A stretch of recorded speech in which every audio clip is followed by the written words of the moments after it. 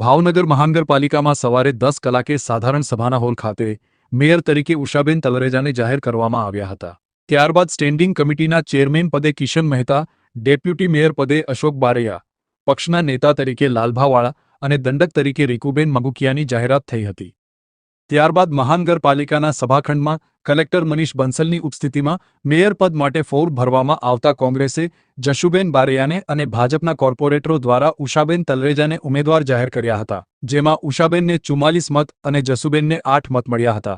આમ ઉષાબેન સભામાં ધોરણસર મેયર તરીકે જાહેર કરાયા હતા। ત્યારબાદ પદ સંભાળીને ડેપ્યુટી મેયર પદે અશોકભાઈ બારૈયા અને ત્યારબાદ સ્ટેન્ડિંગ કમિટીના ચેરમેનને પગલે કમિટી બનાવવાની દરખાસ્ત કરી હતી। સ્ટેન્ડિંગ કમિટીને દરખાસ્ત થતાં જ 12 સભ્યોની કમિટી બનાવવામાં આવી અને ત્યારબાદ પ્રથમ સ્ટેન્ડિંગ કમિટીની બેઠક મળી હતી, જેમાં સ્ટેન્ડિંગ કમિટીના ચેરમેન તરીકે કિશનભાઈ મહેતાને જાહેર કર્યા હતા। સ્ટેન્ડિંગ કમિટીના સભ્યોમાં કિશનભાઈ મહેતા, ઉપેન્દ્રસિંહ ચુડાસમા, દીપ્તિબેન ધારેયા, સંજય કુમાર બારૈયા, શીતલબેન જોશી, સંજયભાઈ શાહ, રાજુભાઈ રાબડિયા, વર્ષાબા પરમાર, મનીષભાઈ અડવાણી, જશવંતસિંહ ગોહિલ, બળદેવભાઈ ચુડાસમા અને પરેશભાઈ ચૌહાણને સભ્ય જાહેર કરાયેલા છે। कैंडिडेट जो पहली है जसुबेन बारैया ने 8 मत મળ્યા છે અને ઉષાબેન કે તલરેજા ને 44 મત મળ્યા છે।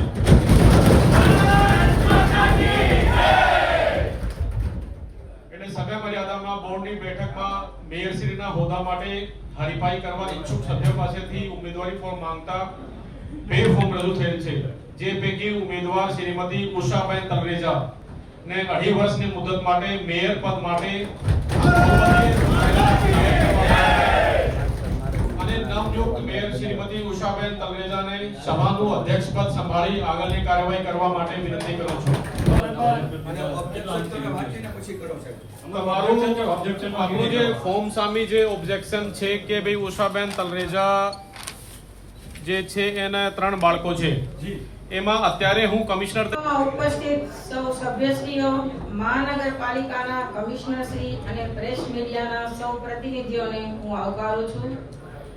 અમારી મેયરશ્રીના પદ ઉપર વરણી થવા બદલ ઉપર નિયુક્તિ કરેલ છે, ત્યારે સૌનો આભાર માનું છું। નવા ચૂંટાયેલા સભ્યશ્રીઓને આવકારું છું। આપણે સૌ સાથે મળી શહેરનો સર્વાંગી વિકાસ થાય અને શહેરીજનોને લોક સુખાકારી મળે તે માટે પ્રયત્નશીલ રહેશું।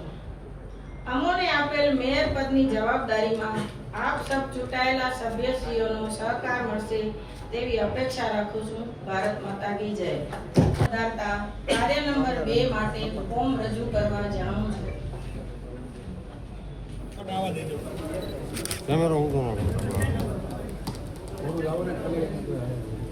ઓકે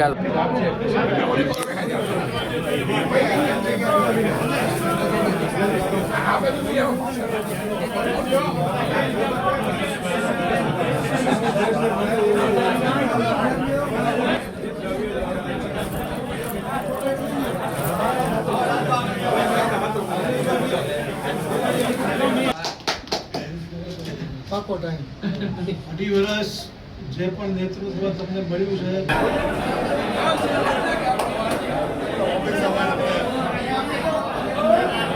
જનાધાર વધે પ્રયત્ન અને સાથે શુભ